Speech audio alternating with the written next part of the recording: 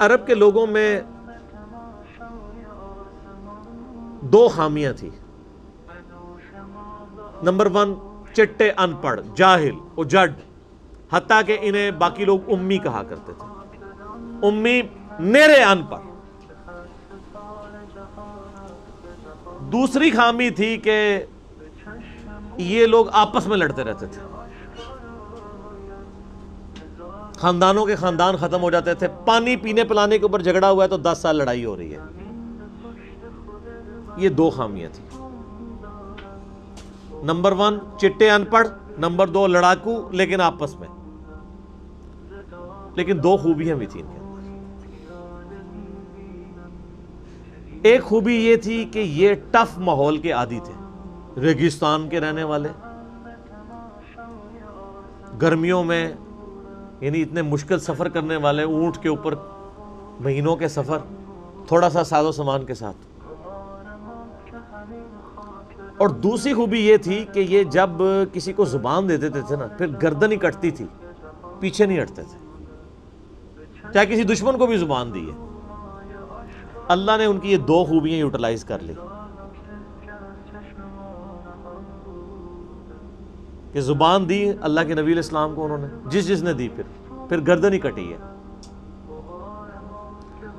اور دوسری خوبی کہ وہ ٹف ماحول کے عادی تھے لیکن لڑتے آپس میں تھے. اللہ تعالیٰ نے ان کی خامی کیسے پوری کی کہ ان کو ایک لیڈر ایسا دے دیا جس نے سارے قبائل کو ایک جھنڈے کے نیچے جمع کر دیا، اور جہالت کے لیے دور کرنے کے لیے ان کو ان کی زبان میں کتاب دے دی. اب جس نے سورہ بقرہ، سورہ نساء، سورہ مائدہ حفظ کی ہوئی ہے، اس کے سامنے کوئی کرسچن کا پادری، کیا یہودیوں کا پادری وہ بیٹھ سکتا تھا؟ جتنے ان کے دلائل تھے انہوں نے وہ زبانی یاد کیے ہوئے تھے. تو وہ لوگ جو اپنے آپ کو سمجھتے تھے کہ ہم بڑے علامہ ہیں اور یہ امی ہیں، ان امیوں نے ان کو علم میں بھی الٹ کے رکھ دیا صرف ایک قرآن کی وجہ سے. اور اللہ نے لیڈر دیا، سارے عرب قبائل جمع ہوئے. وہ عربی جو آپس میں لڑتے تھے انہوں نے کبھی یہ سوچا بھی نہیں تھا کہ اگر ہم ایک جھنڈے کے نیچے جمع ہو جائیں تو ہم دنیا کی سپر پاورز کو الٹ سکتے ہیں، رومن اور پرشین امپائر کو. اور دیکھیں سر پھر کیسے الٹا ہے انہوں نے. ودن 17 ایئرز ہر چیز اڑا کے رکھ دی ہے. صدیوں کی سلطنتیں، لاکھوں کی ریزروڈ آرمیز رومن اور پرشینز کی پوری دنیا پہ حکومتیں کر رہی ہیں، جدید اسلحہ ہے. اور ادھر یہ بدو ہیں جن کے پاس اونٹ ہیں، گھوڑے ہیں، تلواریں ہیں. نہ منجنیق انہوں نے کبھی دیکھی، نہ ان کے پاس اس طرح کے ہاتھی بڑے بڑے جو پرشینز کے پاس تھے. بس چل پڑے ہیں، کلمہ پڑھا ہے اور نکل کھڑے ہوئے ہیں. پھر دنیا نے دیکھا ہے کہ ہر چیز کو الٹ کے رکھ دیا. انہی کے اسلحے ان سے چھین کے انہی کو الٹ دیا. وہ ساری کی ساری بجلی کس نے بھری تھی ان کے اندر؟ اس کتاب میں. یہ کتاب تھی. کتاب پڑھتے تھے، ایمان تازہ کرتے تھے. جہاد کا کیوں ذکر ہے اتنا قرآن کے اندر؟ کیونکہ اللہ نے ایک ایسی امت اٹھانی تھی جس نے تلوار کے زور پہ اکھاڑنا تھا رومن اور پرشین کو. ہم مانتے ہیں کہ اسلام تلوار کے زور پہ پھیلا ہے، لیکن یہ تصویر کا ایک رخ ہے. تصویر کا دوسرا رخ یہ ہے کہ جو بدماش صدیوں سے دنیا پہ حکمران تھے اور لوگوں کی رعایا کا استحصال کر رہے تھے، اپنی رعایا کا، ان پہ انہوں نے اتنے ٹیکسز لگائے ہوئے تھے. ان کو اکھاڑنے کے لیے کیا میٹھی میٹھی باتیں چاہیے تھی؟ طارق جمیل صاحب کے لیکچرز نے رومن اور پرشین امپائر اکھاڑنی تھی. یہ تو ان لوگوں کے لیے مسلمان ہو چکے ہیں. بدماش کب اپنی پوسٹ چھوڑتے ہیں؟ ان کو پھر اسلحے کے زور پہ وہ اکھاڑنا تھا اللہ نے. اور پھر اللہ نے صحابہ کرام کی تلواریں مسلط کی ان کے اوپر. جب اکھاڑ دی، فریڈم آف ایکسپریشن مل گیا، پھر معاملات سیدھے ہو گئے. اس زمانے میں بادشاہ کا دین رعایا کا دین ہوتا تھا. اگر کوئی رعایا کہے نا کہ میں بادشاہ کے دین سے الگ ہوتا ہوں، قتل ہو جاتا تھا. آپ پتہ عیسائیت کیسے پھیلی ہے؟ یہ تو سارے بت پرست تھے. کانسٹنٹائن 2 جس کے نام پہ قسطنطنیہ شہر تھا جو بعد میں مسلمانوں نے فتح کیا، سلطان محمد فاتح نے، ٹرکی والوں نے اس پہ ایک فلم بھی بنائی ہے، اردو ڈبنگ کے ساتھ ہے. ایک ہی نشست میں آپ دیکھ سکتے ہیں 2.5-3 گھنٹے کی. جو فلمیں دیکھتے ہیں ان کے لیے، مولویوں کے لیے نہیں. تو اس نے وہ قسطنطنیہ فتح کیا، پھر اس کا نام استنبول رکھ دیا، اسلام کا گڑھ. یعنی استنبول کا ترجمہ وہی ہے جو اردو میں اسلام آباد کا ہے، اسلام ان بلک. وہ قسطنطین II جو تھا وہ کرسچن ہو گیا تھا، چونکہ وہ کرسچن ہوا تو پوری رعایا 3 براعظموں میں پھیلی ہوئی وہ کرسچن ہو گئی. ایسے کرسچینٹی پھیلی ہے. تو رعایا کو وہی دین رکھنا ہوتا تھا جو حکمران کا ہے. پہلے حکمران بت پرست تھا، عیسائیوں پہ ظلم ہوتے تھے. بعد میں جب حکمران ہی مسلمان ہو گیا، اس زمانے سارے عیسائیت اسلام کا ہی نام تھا، تو سارے پیچھے اس امام کے. یہ بڑا خطرناک معاملہ تھا. دوسری طرف پرشین جو ہیں وہ آتش پرست تھے، ان کے نیچے آتش پرستی کا دین چل رہا تھا. تو یہ پھر ضرورت تھی کہ فریڈم آف ایکسپریشن دیا جاتا.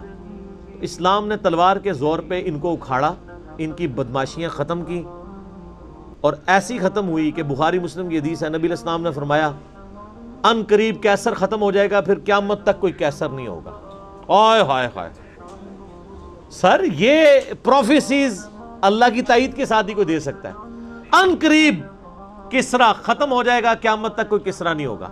دیکھ لیں 1500 سال ہو گئے ہیں، نہ رومن امپائر دوبارہ بنی، نہ پرشین امپائر دوبارہ بنی. حتیٰ کہ اب تو وہ کنسیپٹ ہی ختم ہو کے ملکوں والا کنسیپٹ آ گیا. اور اس زمانے میں یہ بات کرنا ایک ایسے شخص کا جس کے اوپر ایمان لانے والے گنتی کے لوگ ہوں، بہت بڑی بات تھی. اور اللہ نے پھر اکھڑوایا.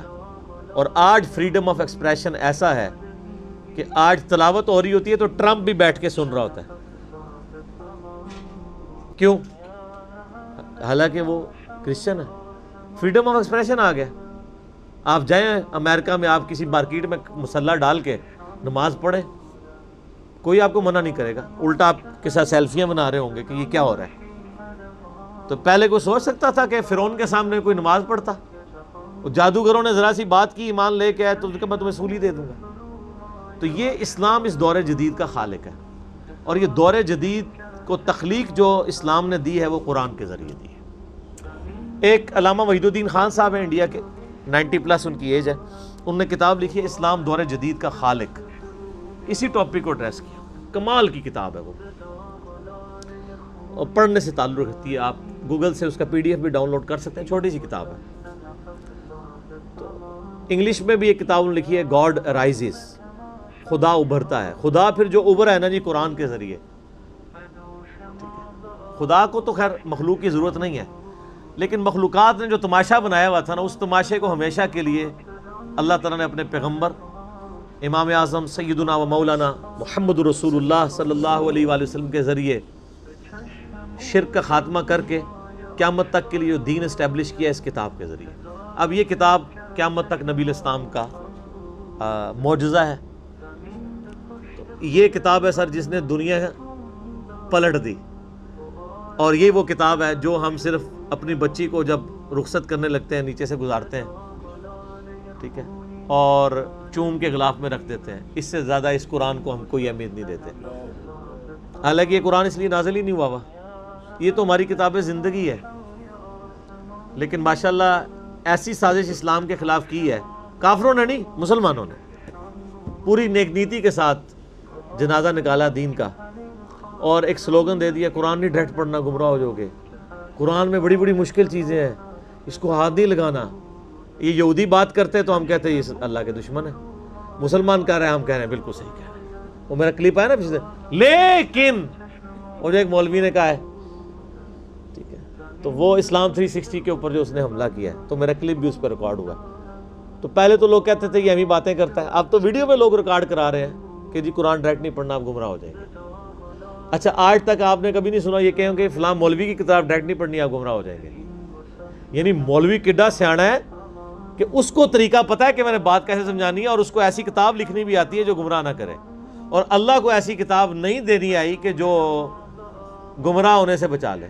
قرآن میں کہاں ہے کہ یہ گمراہ کرتا ہے؟ وہ تو اللہ نے ٹانٹ کیا کہ جو قرآن پہ ایمان نہیں لاتے وہ گمراہ ہوتے ہیں. جو ایمان لے آئے اور بات مان لیں وہ کیسے گمراہ ہوں گے؟ یہ تو تعریف کی ہے انہوں نے. تو اس کتاب نے جناب دنیا کی کایا کلب کی ہے. اور اس کا ٹیسٹ آپ تبھی فیل کر سکتے ہیں جب آپ عربی جانتے ہو تھوڑی بہت، یا پھر اگر آپ نے اردو میں ٹیسٹ لینا ہے نا تو آپ مولانا مودودی رحمہ اللہ کا ترجمہ پڑھیں، وہ اسی سوز و گداز کو ٹرانسلیٹ کرتا ہے اردو کے اندر۔ میں نے ابھی تک کسی اور بندے کے ترجمے کو نہیں دیکھا کہ جو ترجمے بڑے لوگوں نے کیا، احمد بریلوی صاحب نے، شریف تھانوی صاحب نے، ان دونوں کے ترجمے تو ویسے ہی وقت کے ساتھ ختم ہو گئے اس لحاظ سے کہ اس میں تو کئی الفاظ جو ہیں وہ پرانی اردو کے ہیں، ہمارے نئے بچوں کو تو سمجھ نہیں آتی یہ لکھا کیا ہوا ہے۔ ہم نے کئی سنگتیں ہلاک کر دیں، سنگتیں پتہ کسے کہتے ہیں؟ نہیں پتہ۔ کئی امتیں، انہوں نے امت کا ترجمہ سنگت کیا ہوا، اس زمانے میں وہ چلتا تھا، ٹھیک ہے۔ آج کل اگر آپ اعلیٰ حضرت کا یہ ترجمہ رکھیں تو لوگوں کو نہیں سمجھ آئے گا، لیکن مودودی صاحب نے چونکہ لیٹسٹ اردو میں ترجمہ کیا اور پھر وہ سوز و گداز ٹرانسفر کیا۔ میرا چیلنج، آپ کوئی قرآن کی صورت نکالیں اپنی مرضی کی، باقی ساروں کے ترجمے رکھیں، پھر مودودی صاحب کا بھی پڑھیں، تو آپ کو لگے گا کہ آپ کا دل تیزی سے دھڑکنا شروع ہو گیا ہے۔ الفاظ کے چناؤ، پھر اس میں جو ردم ہے، اور وہ انہوں نے تفہیم القرآن کے مقدمے میں لکھا ہے کہ میں نے دیکھا ہے کہ ہمارا نوجوان قرآن ترجمے سے لے کے بیٹھتا بھی ہے نا تو بور ہو جاتا ہے، تو ان کا میں نے سمجھا ہے کہ کیوں ہوتا ہے بور، کیونکہ وہ تو پڑھ رہے تھے اردو میں، اللہ نے تو قرآن نازل کیا عربی میں، عربی اس نے سیکھنی کوئی نہیں ہے، اور اردو نے جو ترجمہ کیا ہوا ہے وہ انہوں نے ترجمہ کیا ہوا ہے ایز اے اسٹوری بک۔ یہ تو کتاب زندگی ہے، یہ تو زندہ کتاب ہے، بلکہ مسلمانوں کی زندگی کا سبب ہے۔ صحیح مسلم میں حدیث ہے، اللہ اس کتاب کی وجہ سے قوموں کو عروج دے گا اور اس کتاب کی وجہ سے لوگوں کو، امتوں کو زوال دے گا، جس کو ڈاکٹر اقبال نے پھر شعر میں کہا، وہ زمانے میں معزز تھے مسلمان ہو کر اور تم خوار ہوئے تارک قرآن ہو کر۔ وہ زمانے میں معزز کون؟ صحابہ، اہل بیت، تابعین، تبع تابعین، اور تم خوار ہوئے کون؟ اسی، اور صرف اسی نہیں، ساڑھے بزرگ بھی۔ یہ نہ سمجھیے گا، ظاہر آپ تو ہم کہہ سکتے ہیں نا، ڈاکٹر اقبال کے زمانے میں انڈیا، پاکستان، بنگلہ دیش کے جتنے بابے ہیں زندہ تھے، آج تو کہہ سکتے ہیں مر گئے ہیں۔ ڈاکٹر اقبال جب یہ شعر کہہ رہا تھا تم خوار ہوئے تارک قرآن ہو کر، تو وہ خوار احمد بریلوی صاحب، اشرف تھانوی صاحب، یہ سارے لوگ زندہ تھے اس وقت، تو انہی کو ہی کہہ رہے تھے نا۔ حتیٰ کہ قرآن کے ترجمے کو بھی گناہ سمجھا گیا، یہ تو بہت بعد میں ترجمہ ہوا ہے، اس پہلا ترجمہ شاہ ولی اللہ دہلوی نے کیا۔ پہلے تو لوگ کہتے ہیں قرآن کا ترجمہ کرنے کی ضرورت نہیں ہے، اور یہاں لوگ کہتے ہیں بزرگوں کی بڑی خدمات ہیں۔ ہم پوچھتے ہیں 1000 سال سے بزرگ یہاں بیٹھے ہوئے ہیں، کسی ایک بزرگ کا قرآن کا بخاری کا ترجمہ مجھے دکھا دیں کہ جی یہ سلطان بہو نے دیکھے نہیں قرآن کا ترجمہ کیا، یہ جی داتا صاحب نے بخاری شریف کا ترجمہ کیا۔ کیا انڈیا، پاکستان، بنگلہ دیش کے لوگوں کی زبان عربی تھی؟ فارسی تھی نا، تو کسی بزرگ کو توفیق نہیں ہوئی ہے کہ قرآن کا فارسی میں ترجمہ کر دے۔ اتنا بڑا چھکا میں نے مارا ہے کہ قیامت تک یہ روئیں گے۔ آندہ کو کہنا بزرگوں کی خدمات ہیں، ہمارے پرائم منسٹر صاحب بھی کہتے ہیں نا جی وہ فرید الدین گنج شکر کی بڑی تعلیم۔ فرید الدین گنج شکر صاحب نے کون سا قرآن کا ترجمہ کیا ہے؟ اگر کسی نے قرآن کا ترجمہ ہی نہیں کیا، بخاری مسلم کا ترجمہ ہی نہیں کیا، وہ کیا خدمات کرتا رہے؟ وہ اپنی تعلیمات دیتے رہے۔ صحیح غلط اس کا فیصلہ ہم نہیں کرتے، وہ تو پھر میں اور طرف چل پڑوں گا۔ صرف جو خدمات والا ڈونگ رچایا ہوا ہے نا وہ میں آپ کو بتا رہا ہوں۔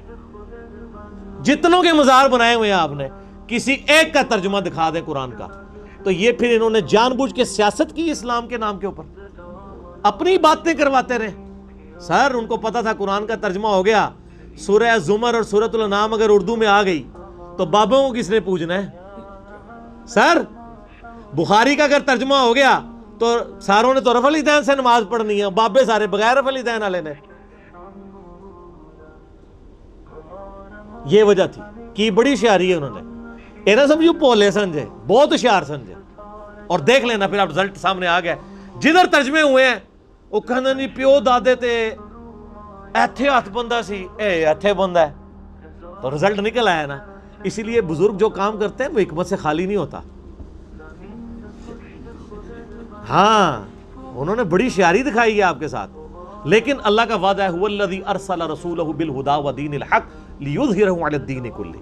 قرب قیامت سے پہلے دین کو غلبہ ملنا ہے، غلبہ بابوں کے ذریعے نہیں ملنا تھا، اسی کتاب سے، جس کتاب نے پہلے غلبہ دلایا۔ اب آج دیکھیں بچہ اینڈرائیڈ فون کھولے ہوئے ہے، کوئی آیت آتی ہے ترجمہ پڑھ لیتا ہے۔ تو سر یہ خدمت تو پھر انہوں نے کی ہے نا اسلام کی۔ اچھا یہ اینڈرائیڈ فون کس رحمت اللہ علیہ نے بنایا تھا؟ وہ کہتے ہیں بزرگ تے دنیا ہی کلپ کر دیں نگاہ مار کے. وہ بزرگوں نو لے آؤ تے ٹھیپا موبائل نہیں چلا سکتے. آپ مجھے بتائیں میں کسی بزرگ کو قبر سے نکالوں اور اس کو یہ موبائل چلا لے گا؟ آپ کا بچہ چلا لیتا ہے. اور کسی کا اگر اتنا ایمان ہے نا بزرگوں کے اوپر, تو آج والے بزرگوں پہ بھی ہے. تو میں نے ان کو بڑی دفعہ مشورہ دیا ہے کہ وہ بزرگ جو جناب دنیا چلا رہے ہیں, تو میں ان کو کہتا ہوں آپ کو بزرگوں کے ساتھ جہاز پہ بٹھاتے ہیں, جب 10 کلومیٹر ہائٹ پہ پہنچ جاتا ہے یہ بوئنگ جہاز, جب پہنچے تو ہم پائلٹ کو کہیں گے تو تے پائی بسم اللہ پڑھ کے تے پیراشوٹ نال کود جا, ہن بزرگ چلان تے جہاز لینڈ کران. وہ کتنے لینڈ ہوئے گا جہاز؟ بزرگاں دے مرید بھی اس جہاز ہی نہیں سے بیٹھ لگے جہاں تمہیں کہتے ہیں بزرگ دنیا چلا رہے ہیں, ان کو بھی پتہ ہے جہاز کو نہیں لینڈ ہونا. اور جو جہاز نہیں لینڈ کرا سکتا, میں کہتا ہوں کسی بزرگ کو آپ لا کے جہاز کے کاکپٹ میں بھی بٹھا دیں نا, وہ نہیں لینڈ کرا سکتا. ہاں لینڈ کرائے گا اگلے جہاں جا کے, وہ بھی وہ نہیں کرائے گا, خود ہی ہوئے گا. سب کہانی ہے, کہانیوں کا دور ختم ہو چکا ہے, کیونکہ اب ایک نعرہ عام ہے. کون سا؟ کہ نہ میں وابی نہ میں بابی, میں ہوں مسلم علمی